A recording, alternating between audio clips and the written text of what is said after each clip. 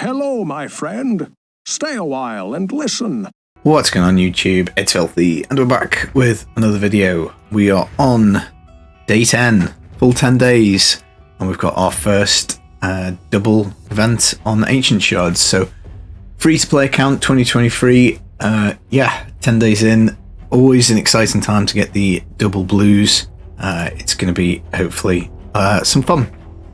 So whatever we get out of them, we can't complain too much about RNG because we did pull ourselves a Lysandra earlier on out of our initial Ancient Shards in the first few days, but we're now at the point, I think, where we're waiting for 2x, because realistically, clan boss wise, we're going to have Kale at 60, we're going to have Lysandra at 60, and have Rhonda 60 and Ascended.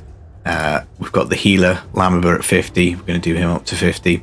And then we now have actually found War Maiden, so we'll take her up to 50. So clan boss is probably reasonably sorted, subject to what we get out of these blue shards on double chances.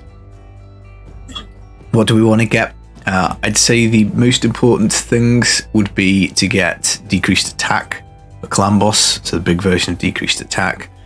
Defense up, block buffs would be handy.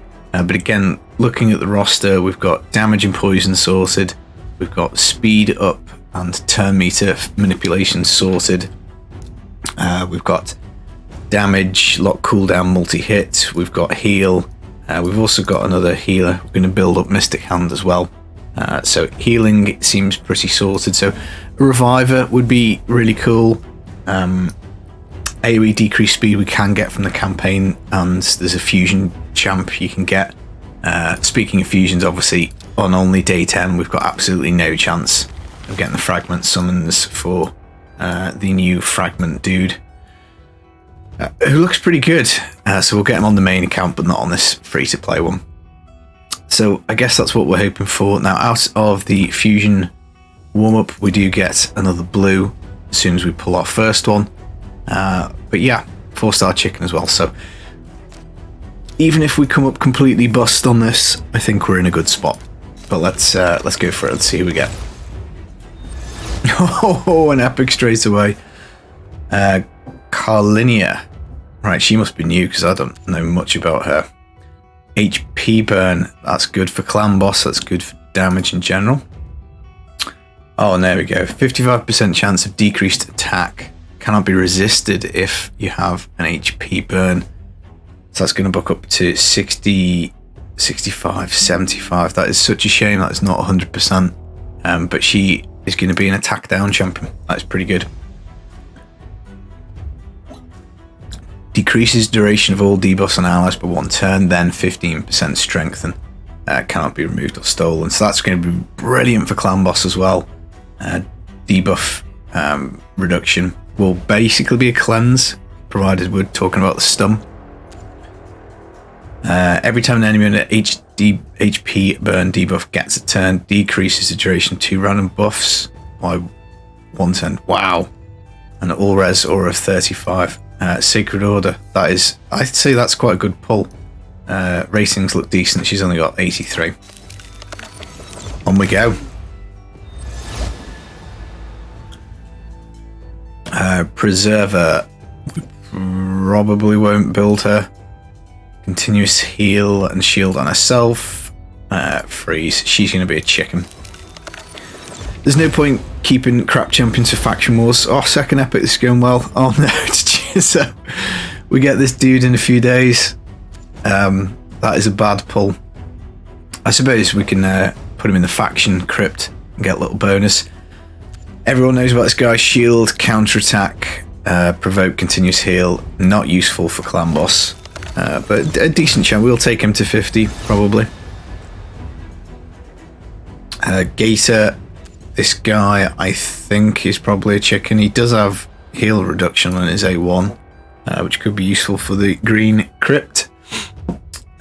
Increased attack, small version on everybody, and a cleanse actually. There is a cleanser. That is a role we're missing. We don't actually have a cleanser subject to that Sacred Order lady we just pulled. Marauder, Shadowkin. This is kind of handy. We don't have any Shadowkin. I've fed all the ones that we've got so far. because they were rubbish. Let's see if this guy's any better. 15% chance stun on A1, rubbish. AoE attack, decreased attack for 2 turns. That's potentially handy. It's the small version, and we've obviously just pulled a better champ for that, but for the faction crypt that might be okay. Provoke, self-shield, reflect damage on all allies, so maybe some finite use there. We will have to see, but reflect damage is very handy for finite. An HP aura, it's not too bad. We're fairly okay with that. Death Chanter, we don't have any orcs, so again, maybe worth a keep for faction wars. We've got a shield for 2 turns, not great. Rubbish A1, increases damage up to his current HP, not great. Does do the big heal reduction, 6 turn cooldown. I mean, ouch, you don't want to be putting books into this guy because he's crap. So you could maybe use him in the spirit crypt again, but you might just want to take somebody with the heal reduction set on. Crimson Slayer, Night Revenant. Okay, cool. Again, we don't have any Night Revenants. This will be handy. Attacks 3 times at random, 30% chance of sleep for 1 turn. Does go up to 40-50. Sleep's obviously usable in the new dungeon. Probably would take Muckstalker, but you know, different affinities, so that's handy. Attacks 1 enemy, 70% chance of decreasing turn meter by 50%. Fills this champion's turn meter equal to the amount target loses turn meter steal. That is kind of handy. And heal reduction buff again. AoE heal reduction buff does go up to 100.